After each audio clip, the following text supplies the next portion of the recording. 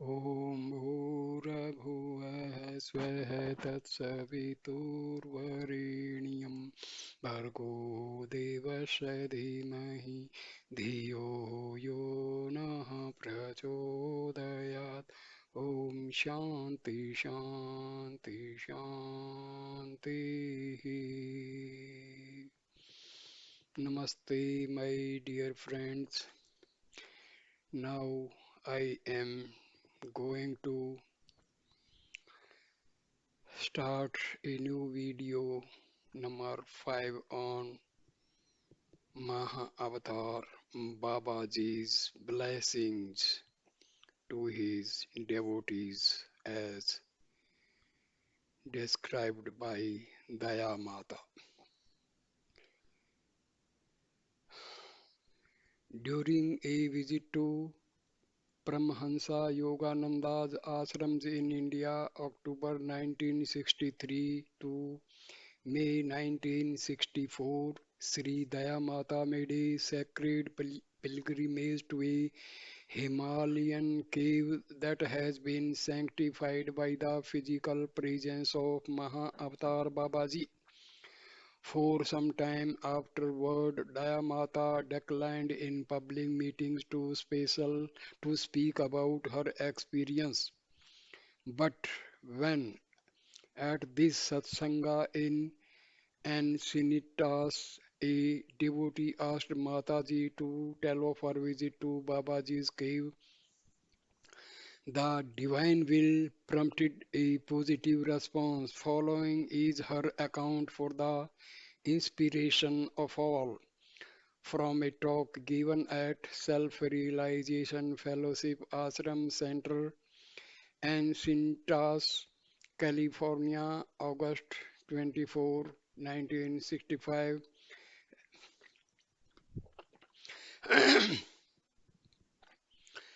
There was a very special relationship between Paramahansa Yogananda and Mahavatar Babaji. Gurudeva often spoke of Babaji and of the occasion in Calcutta just before Paramahansa ji left India to come to this country. When the Mahavatar had appeared to him, whenever Master referred to the great avatar, it was with such devotion, such a feeling of reverence that our hearts were filled with divine love and yearning. I sometimes felt that my heart would burst. After Guruji's passing, the thought of Babaji continued to grow stronger in my consciousness. I used to wonder why, with all due love and reverence for our other beloved from Gurus, there was a special feeling in my heart to Babaji. I was not aware of any particular response from him that might have stirred in me this marked sense of closeness to him. Considering myself wholly unworthy, I never expected to have a personal experience of Babaji's holy presence. I thought that perhaps in some future life this blessing might come to me. Never have I asked for or craved spiritual experiences. I only want to love God and to feel His love. My joy comes from being in love with Him. I seek no other reward in life. When we went to India this last time, two of the devotees with me expressed a wish to visit Babaji's cave. At first, I felt no deep personal desire to do so, but we made inquiry. The cave is in the Himalaya foothills beyond Ranikhet, near the border of Nepal. Officials in Delhi told us that the northern border areas were closed to foreigners. It seemed that such a trip would be impossible. I was not disappointed. I have seen too many miracles to doubt that Divine Mother has the power to bring about anything she wills, and if she did not will that trip be made, I had no personal wish in matter. A day or two later, Yogacharya Binay Narayan told me he had been in touch with the Chief Minister of Uttar Pradesh, the state in which Babaji's cave is located. The Chief Minister had given special permission for our party to visit the area. Within 2 days, we were ready for the trip. We did not have any warm clothing suitable for the colder climate of the mountains, only our cotton saris and woolen chaddars, shawls to wrap around our shoulders. In our eagerness, we were a little foolhardy. We entertained for we entrained for Lucknow, capital of the state of Uttar Pradesh, arriving about 8 o'clock in the evening at the home of the governor. We took our meal with him along with the chief minister and other guests. By 10 o'clock, we were on a train headed for Kodgodam, accompanied by the chief minister. It was almost dawn when we arrived at the little station. From there, we had yet to travel by car to the hill station of Dwarhat, where there are accommodations for pilgrims such as we. A divine confirmation from Babaji. For a time, I sat in the Katgodam railroad station all alone. The other devotees had gone outside to wait for the cars with a deep feeling and devotion. I was practicing what we call in India Japa Yoga, repeating the name of the divine again and again and again. In this practice, the whole consciousness gradually becomes absorbed in one thought to the exclusion of everything else. I was taking the name of Babaji. All I could think about was Babaji. My heart was bursting with a thrill indescribable. Suddenly, I lost all awareness of this world. My mind was completely withdrawn into another state of consciousness. In an ecstasy of sweetest joy, I beheld the presence of Babaji. I understood what Saint Teresa of Avila meant when we spoke of seeing the formless Christ in the indivisibility of spirit manifesting as soul, cloaked only in the thought essence of being. This seeing is a perception more vivid and exact in detail than the gross outlines of material forms or even visions. Inwardly, I bowed and took the dust off his feet.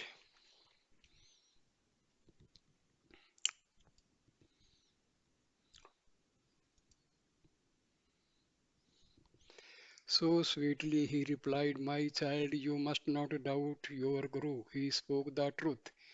What he told you is true. As Babaji spoke these words, a blissful peace came over me. My whole being remained bathed in that peace for how long I do not know. Gradually, I became aware that the others in the party had come back into the room. When I opened my eyes, I beheld my surroundings with a new perception. I remember exclaiming, of course, I have been here before. Everything was instantly familiar to me. Memories of a past lifetime reawakened. The cars that were to take us up the hill were ready. We got in and traveled up the winding mountain road. Every sight, every scene I beheld was familiar to me. After the experience at Katkodam, Babaji's presence remained so strong with me that everywhere I looked, he seemed to be there. We stopped briefly at Rani Khet, where we were receiving by officials of the town who had been notified of our visit by the chief minister. Finally, we arrived at the remote little village of Dwarhat, perched high in the Himalayan foothills. We settled in a government rest house, a simple little bungalow for pilgrims. That night, many people came from the surrounding court, courts, countryside to see us. They had heard of the pilgrims from the west who had come to visit the holy cave. Many people in this region talk about Babaji, whose name means revered father. They plied us with questions and we had satsanga together, just as we are having now. Many of them understood English and someone nearby translated for those who did not. A prophetic vision. After satsang was over and the villagers had dispersed, we sat for meditation and then retired, climbing into our warm sleeping bags in the middle of the night. I had a super conscious experience. A huge black cloud suddenly swept over me, trying to engulf me. As it did so, I cried out to God, awakening Anandama and Umama, who were in the room with me. They were alarmed and wanted to know what had happened. I don't want to talk about it now. I told them I am all right, go back to sleep. Through the practice of meditation, the all knowing power of intuition dwells in each one of us. I had intuitively understood what the divine was telling me through this symbolic experience. It foretold a serious illness I was soon to undergo, and it also indicated that all mankind would face a very dark time during which the evil force would seek to engulf the world.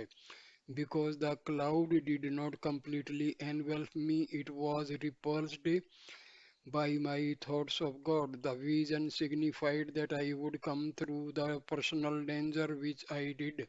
Similarly, it showed that the world also would ultimately emerge from the threatening dark cloud of karma, but mankind would first have to do its part by turning to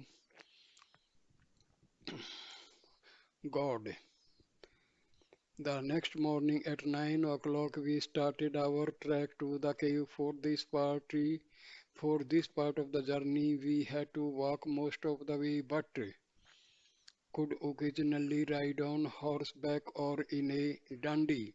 This is a little palanquin-like carriage of roughly hewn wood suspended by ropes from two long poles which are borne on the shoulders of four male porters.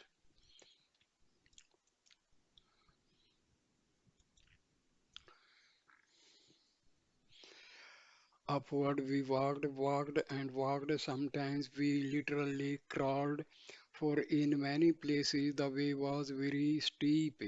We stopped only briefly at two rest houses along the way. The second one was a government bungalow where we would stay overnight on our return from the cave. Around 5 in the afternoon, just as the sun was beginning to set over the mountains, we arrived at the cave. The light of the sun, or was it the light of another power, veiled the whole atmosphere and all objects in a shimmering golden glow. There are in fact several caves in this area. One is open, hewn by nature out of a giant rock, perhaps the same rock ledge on which Babaji was standing when Lahari Mahasaya first saw him. Then there is another cave. To enter it, you must crawl on your hands and knees. This is purportedly the one in which Babaji stayed. Its physical structure, especially the entranceway, has been altered by natural forces during the passage of more than a century since it was occupied by Babaji. In the inner room of this cave, we sat for a long time in deep meditation and prayed for all devotees of our gurus, and for all mankind. Never before has stillness said so much. The voice of silence spoke loudly of the presence of the divine waves of realization poured through my consciousness, and the prayers I offered that day have since been answered. As a memento of our visit and a symbol of reverence and devotion held by the Gurudeva's chelas for the divine Mahavatar, we left in the cave a small scarf on which the self-realization emblem had been shone. After dark, we started our homeward trek. Many villagers had joined our pilgrimage, and a few had thoughtfully and wisely carried along some kerosene lanterns. Voices were raised in songs to God as we wended our way down the mountain. About 9 o'clock, we arrived at the humble home of one of the officials of this area who had accompanied us to the cave. Here we were invited to rest. We sat around a blazing fire outside the dwelling and were served roasted potatoes, black bread, and tea. The bread is baked in ashes and is as black as can be. I will never forget how good that meal tasted in the crisp night air of the holy Himalayas. It was midnight when we reached the government rest house where we had stopped en route to the cave. Here we were to spend in the night what was left of it. Many people remarked to us afterward that sheer faith brought us thought that area at night. It is infested with dangerous snakes, tigers, and leopards. No one would dream of being out there after dark, but it is said that ignorance is bliss and generally recommend that this journey be made at night time.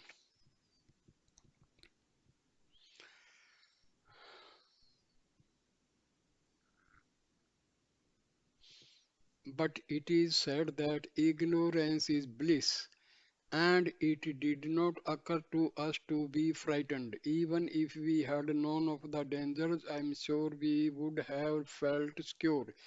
But I would not generally recommend that this journey be made at night time. Throughout the whole day, the experience I had had with Babaji at Katgodam was part of my consciousness. There was also the constant feeling that I was reliving scenes from the past. My nature is law. That night I could not sleep as I sat in meditation. The whole room was lit suddenly with a golden light. The light became a brilliant blue, and there again was the presence of our beloved Babaji. This time he said, "My child, know this. It is not necessary for devotees to come to this spot to find me. Whoever goes within with deep devotion, calling and believing in me, we will find my response." This was his message to you all. How true it is if you only believe. If you just have devotion and silently call on Babaji, you will feel his responsible. Then I said, "Babaji, my Lord, my Guru taught us that whenever we want to feel wisdom, we should pray to Sri Yukteswarji because he is all jnana, all wisdom, and whenever we want to feel ananda or bliss, we should commune with Lahari Mahasaya. What is your nature?" As I said it, oh, I felt as though my heart was going to burst with love. Such love, 1,000 million loves rolled into one. He is all love. His whole nature is prema, divine love. Though invoiced a more eloquent response I could not conceive, yet Babaji made it even sweeter and more meaningful as he added these words: "My nature is love, for it is love alone that can change this world." The presence of the great avatar slowly vanished in the diminishing blue light, leaving me joyously enwrapped in love divine. I remembered what Guru Deva had said to me a short time before he left his body. I had asked him, Master, usually when the leader goes, an organization no longer grows but begins to die out. How will we carry on without you? What will hold and inspire us when, when you, with the love of God, night and day, when you are no longer here in the flesh? Never will I forget his answer. When I have left this world, only love can take my place. Be so drunk with the love of God night and day that you will know nothing else. And give that love to all. This is also Babaji's message. The message for this is love for God and for God in all is an eternal summons that has been preached by all the spiritual giants who have graced this earth. It is a truth we must apply in our own lives. It is so essential at this time when mankind is uncertain of a tomorrow, when it seems that hate, selfishness, greed could destroy the world. We must be divine warriors armed with love, compassion, and understanding. This is what is so vitally needed. So, my dear ones, I have shared this experience with you so you might know that Babaji lives. He does exist and his message is an eternal one of divine love. I am not referring to the selfish, narrow, personal, possessive love of ordinary human relationship. I mean the love that Christ gives to its disciples, that Guru Deva gives to us, unconditional divine love. This is the love we must give to all.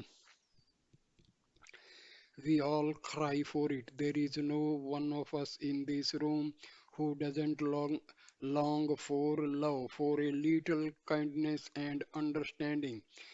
We are the soul, and the nature of the soul is perfection, so we can never be fully satisfied with anything that is less than perfect. But we can never know what perfection is until we know Him, the perfect love, the Father, Mother, friend, and beloved our God.